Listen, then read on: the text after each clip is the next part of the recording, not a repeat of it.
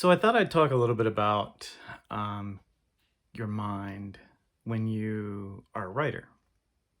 And I have several friends out there who write some for a living, which is awesome.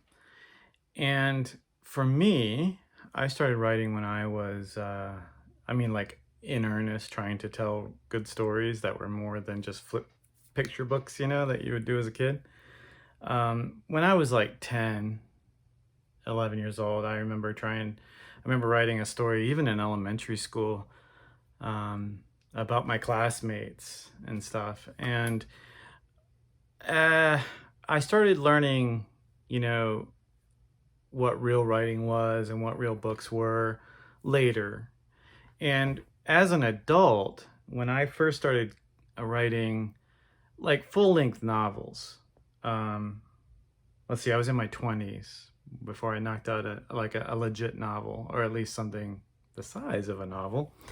And in my experience, I've always had a hard time shutting off when I'm not in front of the screen and when I'm not writing. And what I mean by that is I write really fast. So if I sit down to write, it's because I've either I have the time to do it. You've worked all day, or you're going to go to work and you get up early to work on something, or maybe you just have the weekend. And for me, I've always felt kind of rushed to get what I have in my brain down onto the page. So I write really, really fast. Now, the problem for me, and maybe some of you have the exact same problem, is switching off, right? Because I can go, especially like on a weekend when Mary's on a business trip or traveling, or she's just got a ton of work to do, and we're not spending the day together or the weekend together. I will sit at my computer for 12, 15 hours at a day working on a book, whether it's just writing a brand new book or editing or working on a new story or something. But I have a really hard time switching my brain off when I'm not writing. So what I mean by that is when I turn off the computer and I walk away from the page, I walk away from the story, what tends to happen to me is my brain stays there constantly. So Mary can tell always when I'm working on a book. We'll sit down to eat dinner, or we'll sit down to watch something on television, or play a board game or something, even going for a walk around the neighborhood or playing with the dog. I will be like in another world. I'm there and I can talk to you, but I'm in that other world. And I don't know of a way to really turn that off. And things have actually gotten better and worse for writers, I think, with technology. And what I mean by that is I got a Mac a couple of years ago, and I went from using a PC and using Microsoft Word primarily for all of my writing, to a Mac where I use Pages. I mean, I can use Word and Office and things like that, but I use Pages. And what's really nice is that I can work a while and then I can go to bed, and then I can just open my iPad and literally the book's right there. It's in the cloud. I can just keep working, which is great as far as technology is concerned. But if you need to switch off, if you need to turn off, if you need to just kind of clear your head a little bit, it makes it a little bit more difficult to just shut down, right? And one of the things that I have found that helps, and the reason why I have to shut down, because if I don't, I will stay in that world 24/7. And what happens, I get burnt out. And I think that's true with any writer. You spend too much time on a story, you're going to get burnt out. I don't know, and I've never heard of any writer that doesn't eventually get burned out. If you spend a year on a book, that's so long to me. Sorry if the camera's moving, I keep kicking it. It's hard to film in this little office. You'll get burnt out, and then the story starts to feel stale. And for me, the story starts to feel kind of just old. And if I'm bored sitting down to work on a story, if I'm already bored with the story, that's just like, it's a kiss of death for me and my stories. You can tell in the writing. And I've heard from other authors the same thing. So one of the things that I've been trying to work on really, really hard these last few years is switching off, turning my brain off. I can't just sit down and watch a movie. That it doesn't pull me out. I can't read another book. I can, but it doesn't completely pull me out. I don't enjoy the book as much as I normally would because I'm kind of half in that, I've got one foot in that other world, right? So one of the things that I've started doing is I've tried everything from meditating to exercise to working out. I joined Shotokan Karate Dojo, which is old school, very, very traditional martial arts where you have to learn all the Japanese and it's like no joke. And even then, I just wasn't able to completely switch off. So I have learned to kind of take up other hobbies, something that is so new, something that's completely different and alien to me. And when I'm doing that, when I've got that other hobby and I'm actually got my hands in something, it switches off. Like I'm not living in that world anymore, which is great. The world that I'm writing. Which is great because I need to do that occasionally, especially, if it's a long story. I have one coming up that's huge. And the idea of spending, a year working on that story is wow, it's going to be tough. So one of the things I did last year is I challenged myself. I'm constantly trying to learn new things, right? And if you followed me on the YouTube channel or social media, you've seen me do that quite often. The thing that I challenged myself with last year was learning how to bake bread. My family comes from a line of bakers. We've owned bakeries professionally for over a decade now. I have made wedding cakes professionally, and that's what I did. We did television. We filmed with what was his name, Cake Boss, Buddy Valestro. Like, we know how to bake, right? And what I did last year was along those lines is I tried to challenge myself how to bake bread. And baking bread is an art unto itself, right? So there's baking in general, and then there's making cakes and truffles and pastries. And then there's always bread. It's always off in its own little world, and it is tough. But I challenged myself to do it. One of the reasons I did was because Mary and I got addicted to the Great British Baking Show or Challenge, whatever that show is when it showed up on Netflix, man, we just binged the crap out of that thing. And one of the judges there, I think his name is Paul, he's known for his breads, baking breads, and he has written a few books. I've actually bought a couple of his books, and I challenged myself because I was working on another book at the time. I challenged myself to learn how to bake bread, and this will keep me, invested in something, and it'll shut off that story in my head when I need it to, and I'll just bake bread. And I baked insane amounts of bread, learning from it, taking notes, trying to figure out what worked, what didn't. And it was awesome. My neighbors loved it. My friends loved it because I was making more bread than we could eat. But this past, I guess, year or so, these past 6 to 8, maybe 9 months, I've taken up woodworking, right? It's something that it's easy to do. Well, it's not. It's not an easy skill to learn or craft. It's not an easy art form by any means. But for me, we have a decent sized backyard and we have a lot of hardwood. We've got a bunch of different hardwoods in the backyard. And if you can just pick up a stick and whittle it down to create something, I think that's pretty awesome. Plus you get to learn about the wood. You get to learn about the how it acts, what it looks like when it's stained or polished or when you sand it up. This was one of the first things I did. And I don't know if this is coming through too great on the channel. This is a piece of maple, I think. It's purple. And I just picked it up. It's really, really hard. And I just started carving it just to see what I could do, right? And I like that little spiral design. And I just started carving it just to see if I could even freeform that. And I was able to. And I just had I didn't even have a carving knife. I had a little camping knife. And this thing, it was awesome. But I just used this for that whole stick there. And it was a neat little knife. And I carry this thing when I go hiking or camping. But man, it shut my brain down for a couple days, an hour here, an hour there at a time. because doing that by hand, I don't have a lathe, I don't have any of that kind of fancy stuff. It took some time, and then I had to sand it, and then I actually called the guys at the hardware store and I said, can you make a custom stain for me? Can you, and they were able to. I asked them if they could make purple, because that was my very first legit skateboard deck, was a purple wood stained deck by Mike Conroy. He was a local skater who went professional.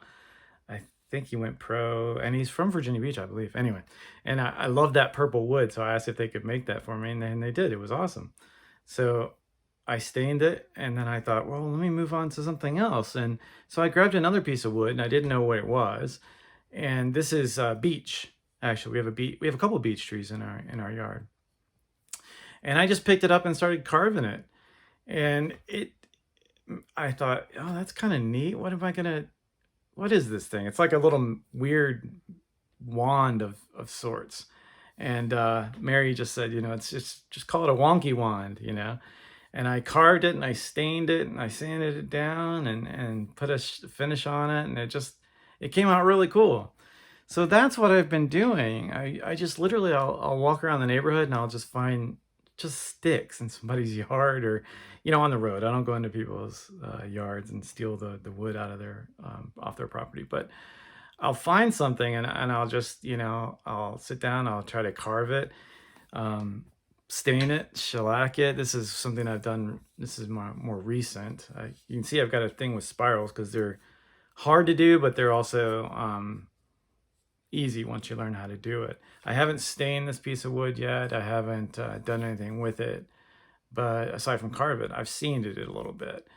But it'll make a cool little wand, and I figure I can give these away to kids for Christmas. Little Harry Potter fans. This is another one I did. My neighbor cut down a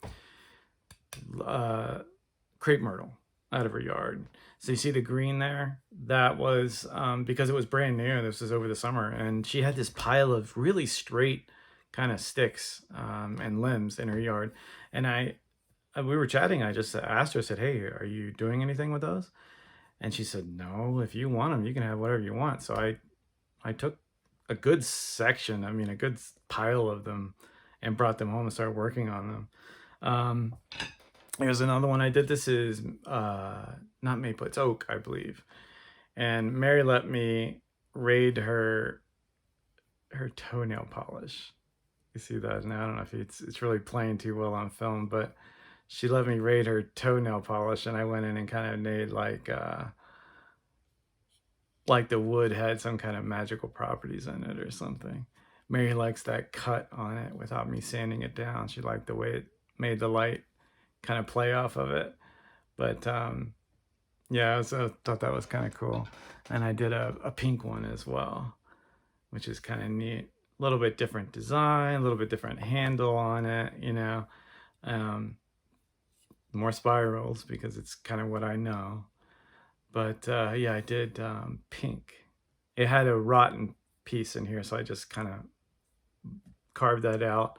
I got a Dremel, and that's one of the tools that helps me a lot with these carvings. I learned how to use a Dremel, and I learned all the different bits, and kind of got to play with that. Here's another crepe myrtle. These take me a couple days each to do, especially when you have to stain them and finish them and sand them down and wait for the stain to dry and the finish to dry. But another little handle, another little magic wand kind of deal. Then I started learning, let's see, I made Mary a letter opener, which is pretty cool. And my friend George and Betsy, they got me a wood burner for my birthday. And this is etching actually on the wood, which is little waves and stuff. That's Dremel work, that's etching work. This is more that purple stain. And I made Mary a little letter opener, which she uses. I haven't had a chance to learn the wood burner yet, but it's on my list. But then when I started learning like more advanced kind of stuff, these are cut throughs, all one piece of wood, but you have to really kind of pay attention when you're starting to go all the way through the wood, because you can ruin it real quick. And I just thought this piece of wood was really cool because it like stained black. It was really crazy, because when I was carving it, it was like this. And when I put the stain on it, it turned black and gray. Pretty cool. And then I did another one. I don't know what these are. I'm just learning, right? I thought maybe this would be cool as a Christmas ornament or something. Like you could paint the insides of it red and green or something, have it twirl around. Little, this is a piece of cherry. Maybe something for your hair. I don't know. Just something cool that I did. And I've even got into working on like walking sticks. And this is going to be really hard to film. But I did this walking stick and it started looking like bone. Let's see if I can, the top handle of it started looking like a spinal cord of some sort. So when you hold it up top, it's got a really cool little grip on it. But I thought, well, I'll put like a pirate theme or something on this thing. Like I put another handle here and I even put a handle down here. So you have different places you can grip it as you're hiking, right? And this is crepe myrtle as well. I haven't finished this one yet. It's a work in progress. And I did one for Mary as well. This is, I can't remember, this is out of our backyard too. I think this is maybe oak, but I need to make a list. But made her a little walking stick and put a little, footer on it. And she uses this. I really like how this kind of came out. I thought that was really, really cool. But anyway, once I kind of started looking at wood, this is just me playing with a Dremel, like a little Celtic knot. Once I started learning how to woodwork and play with it a little bit, I started like watching videos online. I got a little book on how to whittle. I even got some tools for my birthday, some really cool carving, whittling knives. I got a Kevlar glove that you can, that you should wear if you're dealing with some of those knives. Can't cut myself. I can still stab myself, just can't cut myself. Really, really cool stuff. But again, the whole reason I started learning how to do all of that was to shut my brain off. And guaranteed, when I start working on the Fate series, it's still in the hands of the editors at the moment, but it's 3 books long. I've completed the first 2 and I'm halfway through the 3rd one. So it's a long process. And I started finding, man, yeah, it's 3 books, but I'm stuck in that one world. So it's taking me a long time. I'm there for a long time, right?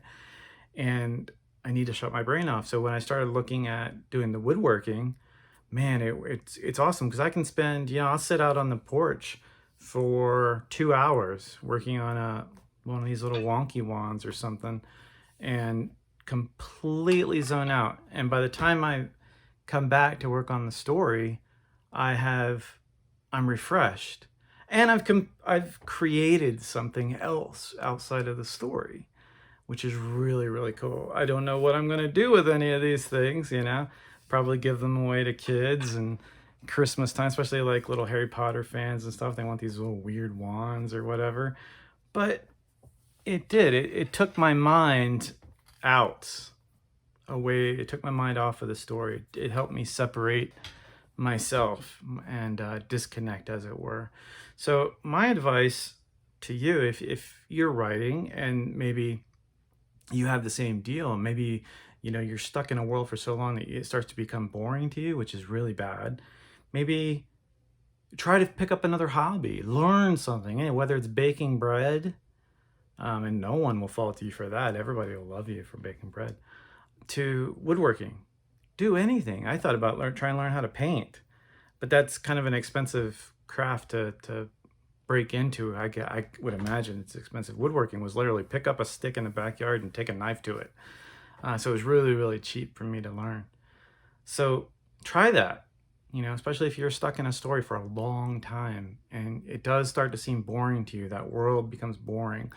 Try to disconnect, try to learn something different, engage your mind in something where you can completely forget about the story, at least for an hour or 2. And then when you come back, hopefully, like me, you'll be rejuvenated. You'll be, ready to get back in there and excited to get back into that world again that you are pretty much eating, sleeping, and breathing in 24/7. So that was a long little vlog today. I've been trying to keep these things under 15 minutes, but I figured that was a good one. And it's the only really piece of advice I've been able to come up with for writing. At least it works for me and it may work for others. So I hope it does. And if it does, if you have another trick like that, let me know. Put something in the comments. Otherwise, I will see you guys, see you tomorrow. Today's Sunday night, so work week tomorrow.